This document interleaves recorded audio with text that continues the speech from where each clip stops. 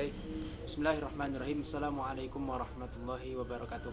Perkenalkan, nama saya Iwan Goni dengan NIM 231184. Di sini saya akan membuat tugas video daripada mata kuliah Psikologi Agama yang diampu oleh Bapak Edi Waluyo. Adapun tugasnya adalah menjelaskan 3 materi. Materi pertama yang saya ambil adalah Psikologi Sumber Kejiwaan. Kemudian yang kedua, yang pertama tadi Psikologi Sumber Kejiwaan Agama. Kemudian yang kedua,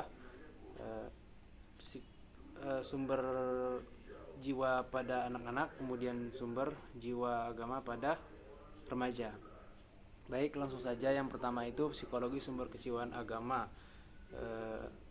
Psikologi Sumber Kejiwaan Agama adalah cabang ilmu yang pelajari bagaimana aspek-aspek kejiwaan manusia seperti emosi, kemudian pikiran, kebutuhan, dan pengalaman, berkontribusi pada kemunculan pemahaman dan praktik keagamaan.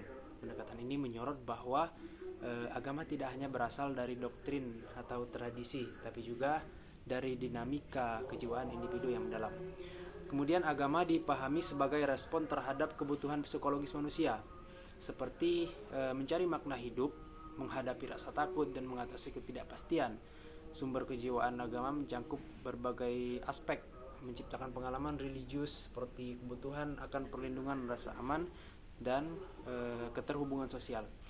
Elemen utama dalam pengertian psikologi sumber kejiwaan agama, yang pertama adalah kebutuhan psikologis.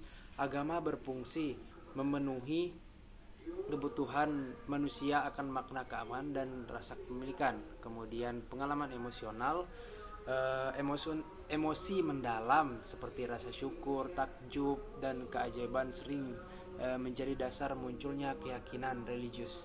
Kemudian konteks sosial dan lingkungan, pengaruh dari kelompok sosial atau komunitas juga memperkuat keterlibatan seorang dalam agama. Kemudian yang ketiga, respon terhadap ketidakpastian. Agama menyediakan jawaban untuk pertanyaan yang sulit dijelaskan secara rasional, seperti kehidupan setelah mati atau tujuan-tujuan setelah mati itu apa. Contohnya masyarakat yang menghadapi bencana alam seringkali mengintensifikan praktik keagamaan sebagai cara untuk mencari perlindungan dan harapan. Psikologi sumber kejiwaan agama menjelaskan bahwa keyakinan dan praktik keagamaan bukan sekedar hasil dari pengajaran eksternal, tetapi juga refleksi dari kebutuhan psikologis yang mendalam dalam diri manusia. Yang pertama itu rasa takut dan kecemasan.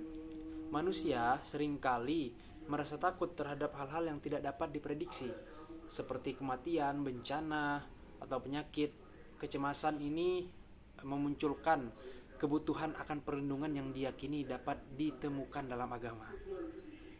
Contohnya apa? Contohnya ketakutan akan kematian yang mendorong individu seseorang untuk percaya pada kehidupan setelah mati, yaitu surga. Doa menjadi cara untuk mengatasi ketakutan tersebut. Berdoa sebelum menghadapi operasi besar agar merasa dilindungi Tuhan, itu contohnya. Kemudian yang kedua, kebutuhan akan makna hidup.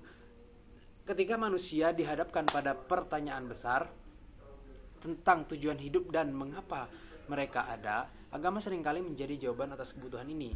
Contohnya apa? Contohnya seorang kehilangan pekerjaan merasa hidupnya tidak berarti. Dengan mendalami agama, ia menemukan makna baru, misalnya bahwa hidupnya adalah untuk berbakti kepada Tuhan yang Maha Esa dan membantu sesama. Dalam Islam, konsep khilafah di bumi memberikan tujuan hidup jelas yang menjaga dunia sebagai amanah dari Allah. Kemudian pengalaman emosional yang mendalam. Pengalaman emosional seperti rasa kagum, syukur, atau ketakutan dapat memunculkan kesadaran spiritual yang dihubungkan dengan agama. Contohnya, seorang petani yang melihat hasil panen melimpah setelah menghadapi musim panceklik merasa bersyukur kepada Tuhan dan memperkuat keyakinannya. Saat menyaksikan keindahan alam seperti pemandangan gunung atau langit berbintang, seorang akan merasa kecil dan menghubungkannya dengan kekuasaan Tuhan. Kemudian yang keempat ada kebutuhan akan rasa aman. Agama memberikan rasa aman psikologis melalui keyakinan bahwa ada kekuatan yang melindungi dan mengatur segala sesuatu. Contoh, seseorang yang menghadapi kesulitan hidup merasa lebih tenang karena yakin bahwa Tuhan tidak akan memberikan cobaan di luar kemampuannya. Dalam doa, individu merasa mendapat perlindungan dari Tuhan, seperti dapat dalam tradisi Kristen yang percaya perlindungan dari malaikat. Kemudian kebutuhan sosial dan komunitas. Manusia adalah makhluk sosial yang membutuhkan kebersamaan. Agama menyediakan rasa persatuan dan identitas melalui komunitas keagamaan. Contoh, seorang pendatang di kota baru merasa kesepian, lalu bergabung dengan komunitas keagamaan untuk mendapatkan dukungan emosional dan teman baru. Kemudian upacara keagamaan seperti sholat berjamaah atau sembahyang bersama memberikan rasa keterikatan sosial. Kemudian pengalaman mistis atau spiritual. Pengalaman pribadi yang dianggap melalui dunia nyata seringkali memperkuat keyakinan seseorang terhadap agama. Contohnya, ketika seseorang yang mengalami mimpi bertemu figur keagamaan seperti Nabi besar kita Nabi Muhammad Sallallahu Alaihi Wasallam, akan merasa mendapatkan pesan langsung dari Tuhan yang kemudian akan memperdalam keimanannya. Kemudian meditasi yang mendalam menghasilkan perasaan damai terhubung dengan kekuatan ilahi yang dianggap sebagai bukti adanya Tuhan. Selanjutnya adalah sumber jiwa agama pada anak-anak. Sumber ini mengacu pada faktor psikologis dan pengalaman yang mendasari bagaimana agama muncul dan berkembang dalam kehidupan anak-anak. Pada tahap perkembangan ini, anak-anak cenderung menerima pengaruh dari lingkungan keluarga, emosi, dan kebutuhan mereka yang membentuk pemahaman dan keterhubungan mereka dengan agama. Sumber jiwa agama pada anak-anak, kebutuhan akan keamanan dan perlindungan. Anak-anak sering merasa lemah dan bergantung pada orang dewasa. Agama memberikan rasa aman melalui konsep perlindungan Tuhan atau kekuatan supranatural. Contoh, anak diajarkan untuk berdoa sebelum tidur agar tidak mengalami mimpi buruk. Keyakinan bahwa Tuhan menjaga mereka membantu meredakan rasa takut mereka. Kemudian anak-anak belajar melalui observasi dan meniru perilaku orang tua atau orang dewasa di sekitar mereka. Jika orang tua aktif dalam praktek agama, anak-anak cenderung mengikutinya. Contohnya ketika anak melihat orang tuanya rajin beribadah seperti sholat atau pergi ke masjid, maka anak-anak akan meniru perilaku tersebut. Kemudian anak-anak memiliki kebutuhan sosial dan keterhubungan. Anak-anak memiliki kebutuhan untuk merasa diterima dan menjadi bagian dari kelompok. Contoh, anak merasa tersenang mengikuti kegiatan keagamaan seperti sekolah, pengajian, perayaan hari besar agama, dan lain-lain. Kemudian pengalaman emosional. Anak-anak memiliki emosi yang intens dan sederhana, seperti rasa kagum, rasa takut, atau cinta yang sering dihubungkan dengan agama. Contohnya ketika anak melihat pelangi, orang tua mungkin menjelaskan bahwa itu adalah tanda cinta Tuhan kepada makhluknya. Anak akan merasa kagum dan mengaitkannya dengan kebesaran Tuhan. Kemudian pendidikan dan cerita religi. Cerita-cerita tentang keagamaan akan membentuk anak menerima cerita secara literasi. Contohnya anak mendengar cerita tentang Nabi Musa yang membelah laut, lalu memandang Tuhan sebagai sosok yang maha kuasa dan dapat melakukan hal-hal yang luar biasa. Kemudian terlibatan dalam ritual. Contohnya anak kecil yang diajak berpuasa bersama keluarga mungkin belum mengerti sepenuhnya tentang puasa, tapi merasakan kedekatan dengan keluarganya dan komunitas agamanya. Kemudian beranjak ke materi ketiga, yaitu sumber jiwa pada remaja.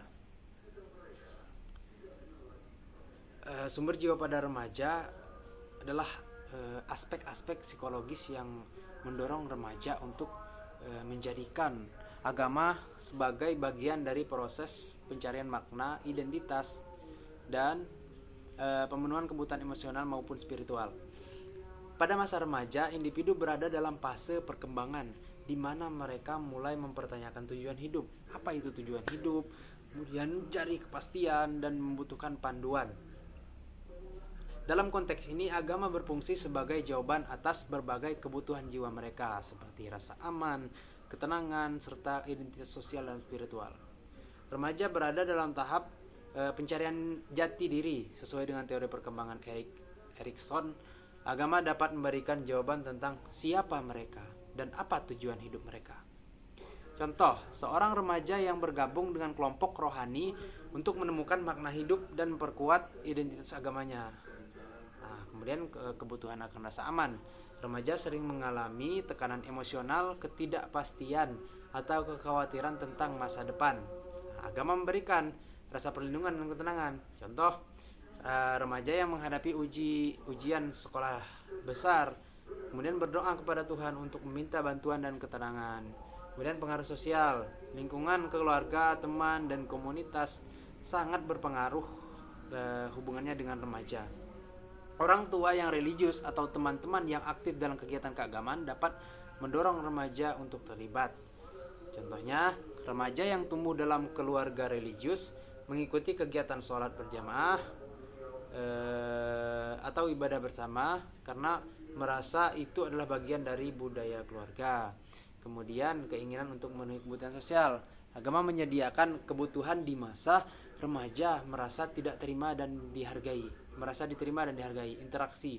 Contohnya remaja yang aktif dalam kegiatan keagamaan seperti pengajian atau menemukan teman-teman yang memiliki nilai-nilai serupa. Kemudian pengaruh emosional. Contohnya setelah mengalami kecelakaan yang hampir fatal, seorang remaja merasa bersyukur kepada Allah, kepada Tuhan, dan mulai lebih sering beribadah. Kemudian pengaruh dari media dan pendidikan. Buku, film, video ceramah, media sosial dapat memberikan sumber inspiratif religius pada remaja. Konten yang menyentuh hati seringkali memperkuat hubungan mereka dengan agama. Contoh,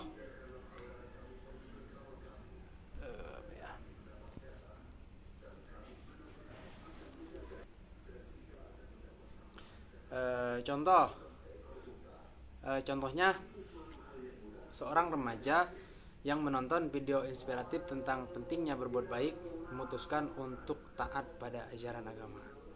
Mungkin cukup sekian yang dapat saya sampaikan, semoga bermanfaat.